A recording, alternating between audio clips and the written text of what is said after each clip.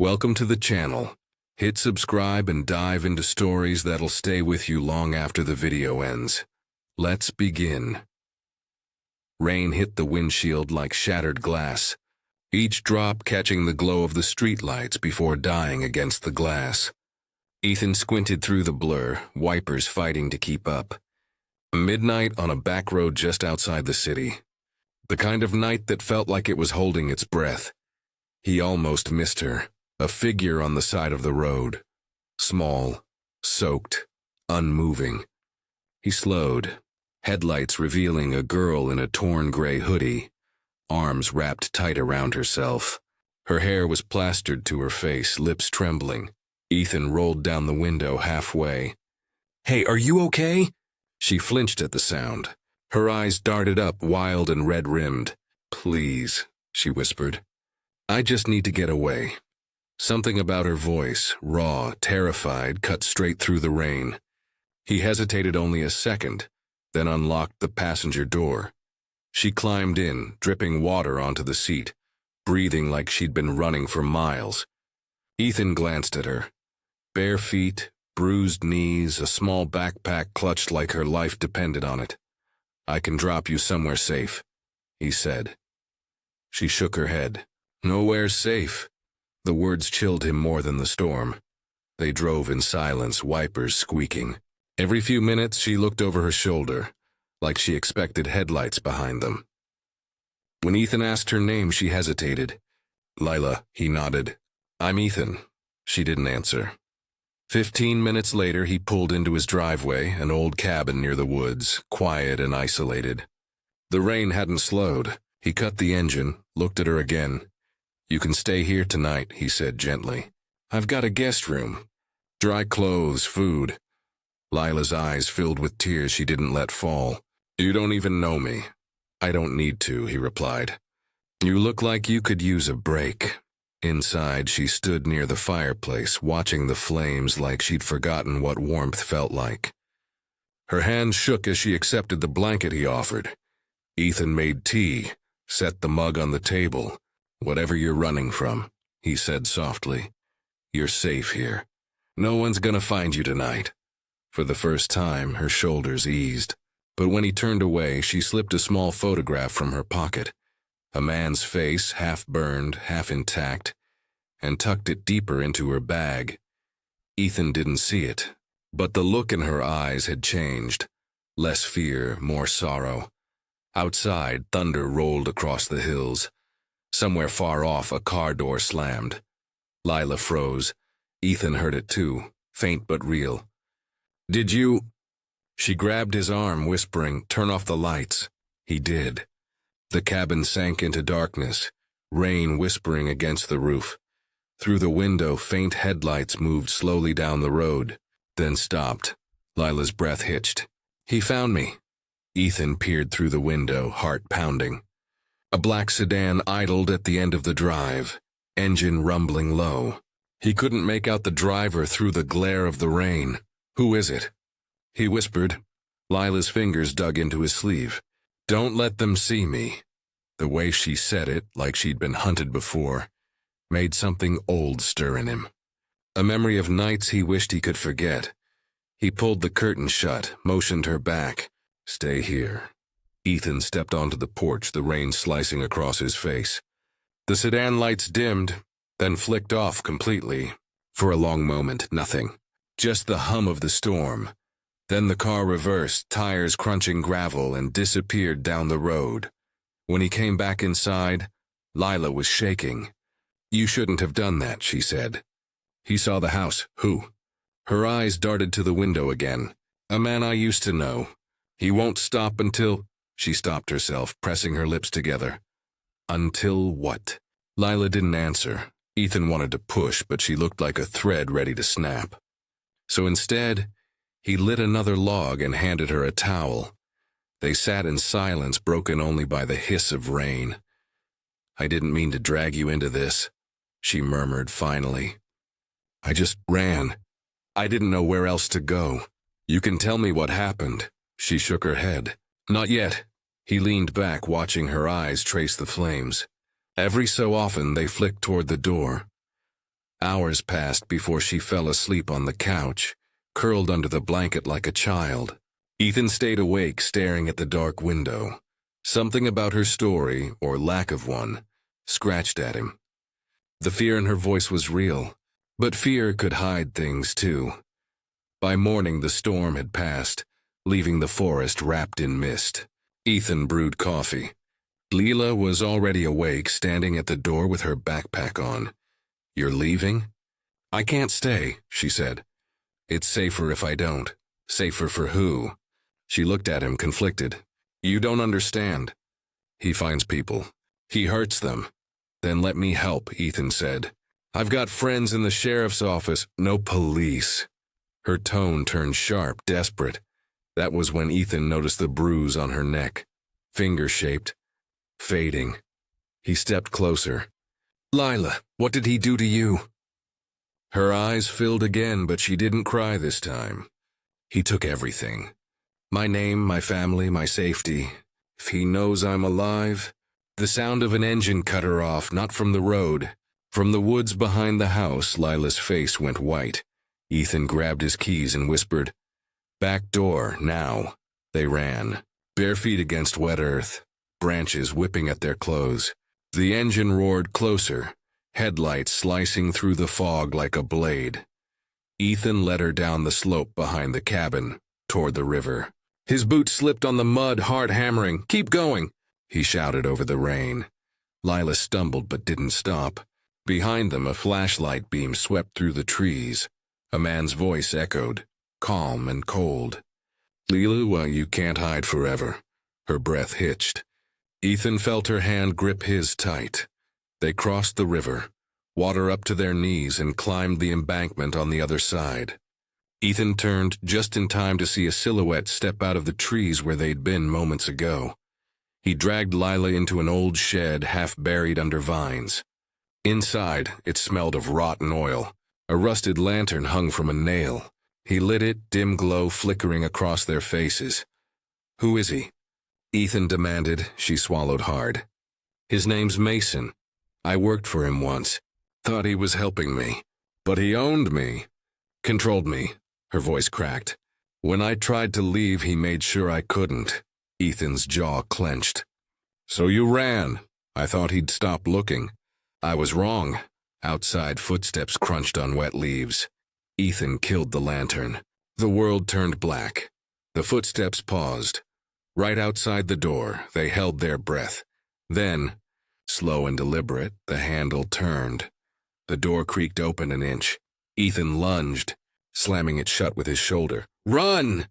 They bolted through the side wall, the rotten boards giving way beneath their weight. Lila screamed as she fell into the mud. Ethan pulled her up, dragging her toward the ridge. Behind them, Mason's voice echoed again. Closer now. "You think he can save you?" "He doesn't know what you did."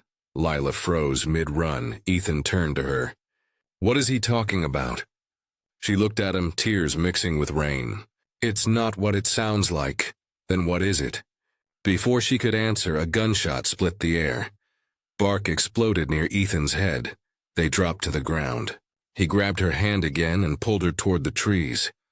The forest swallowed them in silence, broken only by their ragged breaths. When they finally stopped, miles away and shaking, dawn was breaking through the canopy. Ethan turned to her. "We can't keep running. We need to end this." Lila looked up, exhausted. "There's one place he won't follow me." "Where?" She hesitated. "Where it all started." By noon, they reached the outskirts of the city, a forgotten industrial lot, fenced and abandoned. Rusted warehouses stretched across cracked asphalt. Lila's steps slowed. "He used to bring me here," she said quietly. "Said no one would ever find me." Ethan's stomach twisted. "And this is where you want to go back?" She nodded. "It's the only way he'll come without hurting anyone else." He studied her face, fear buried beneath determination. "Then we do this together." Inside the warehouse, the air was thick with dust and echoes. Old tools, broken glass, the ghost of a life long gone. Lila stopped in the center of the floor. "He'll come. He always does." Ethan stayed beside her, then let him. Minutes passed. Then the crunch of gravel outside. Footsteps. The door swung open. Mason stepped in. Tall, broad, dressed in black, his smile cold and knowing. "Lila," he said softly, "you really shouldn't have brought him into this." Ethan moved in front of her. "You take one more step, or what?" Mason sneered. "You'll save her? She never told you, did she?" Lila's voice trembled. "Don't," Mason laughed. "She's not who she says she is. She's the reason 3 people are dead." Ethan froze. "What?" "It was an accident," Lila cried. "He made me drive that night." Mason cut her off. "You ran, left them burning, and I covered it up. You owe me your silence." Tears streaked her face. "You used me. I protected you," he snarled. "Until you turned on me." Ethan stepped forward. "You used her pain to keep control." Mason's hand went to his jacket, metal glinting beneath the light. Ethan reacted first, knocking his arm aside. The gun clattered to the floor. They struggled, fists flying, boots slipping on the dust. Mason swung hard, catching Ethan across the jaw. He fell, dazed, vision spinning. Lila grabbed the gun. Her hands shook violently. "Lila, no!" Ethan shouted. Mason turned toward her. "You won't do it." For a moment the world held still, then bang. The echo rang out like thunder. Mason hit the floor, eyes wide, blood spreading dark beneath him. Silence. Lila dropped the gun. Trembling, he would have killed you. Ethan pulled her close, feeling her shake against his chest. Outside, sirens began to rise in the distance. The warehouse was silent now, except for the faint hum of the city waking up beyond its walls. Lila sat on the back of an ambulance, a blanket draped around her shoulders, her hair still tangled, eyes unfocused. She wasn't looking at the flashing lights or the officers moving around her. She was staring at nothing, like her mind was still somewhere back inside that echoing room. Ethan stood a few steps away, a paramedic pressing a bandage against his temple. He'd given his statement 3 times, but the words still felt unreal in his mouth. She shot him. He was armed. He tried to kill us. Each sentence true, but heavy in a way truth rarely is. When the last officer finally left, the night was bleeding into dawn. The horizon glowed faint gold, cutting through the fog that had hung over everything since the rain. Lila spoke first, voice small. "You should hate me." Ethan turned toward her, the rising sun catching in his eyes. "Why would I?" I lied. "I dragged you into this, and—" He was right in a way. "I did something terrible." He stepped closer, his voice steady. "You survived something terrible." "There's a difference," she shook her head. "People died because of me." He didn't argue. He just stood beside her until she finally met his gaze. "You were scared," he said quietly. "You were controlled. You didn't choose that life, Lila. But you chose to stop running tonight. That counts for something." Her eyes softened, then filled. "You sound like someone who knows what it's like to live with ghosts." He smiled faintly. "Maybe I do." They drove back to the cabin in silence. The road was washed clean from the storm, sunlight streaming through wet leaves. The world looked almost new. When they reached the cabin, it felt smaller than before, but safer, familiar. The fire was out, but the scent of ash and pine still lingered. Lila hesitated at the threshold. "I don't know where to go now." "You don't have to decide that today. I don't even know who I am anymore." Ethan leaned on the counter, watching her trace the edge of the old wooden table. "You're the person who walked through hell and came out breathing," he said. "That's who," she gave a broken laugh. "You make it sound simple."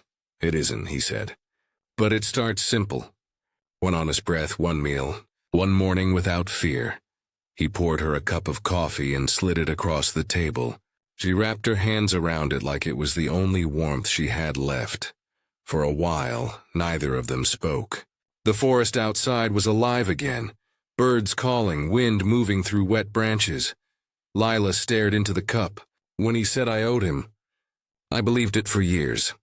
I thought I'd never get free of that voice in my head. Ethan's reply was soft. You don't owe him anymore. You took back what he stole. She looked up at him, really looked this time. Why did you help me, Ethan? You didn't even know me. He thought for a moment, then said, because I used to be the one on the side of the road. Someone stopped for me once. Didn't ask questions, just gave me a chance to start again. Her lips parted slightly. And you think I can start again? He nodded. I know you can. The fire crackled as he lit it again. Warm light filled the cabin, painting her face gold. For the first time since he'd met her, she didn't look afraid. Leela walked to the window, watching the mist lift off the trees. You know what's strange? She murmured. For the first time in years, I don't feel like running. Ethan smiled. That's how you know you're home. She turned, meeting his eyes. Home, she repeated softly, testing the word like it was new on her tongue. Outside, the forest swayed in the morning breeze. The world was still scarred, still imperfect, but for the first time, both of them were still enough to see it. And in the quiet of that cabin, where the rain had once whispered fear, there was only peace and two people who had every reason to give up, sitting across from each other, alive. Thanks for watching.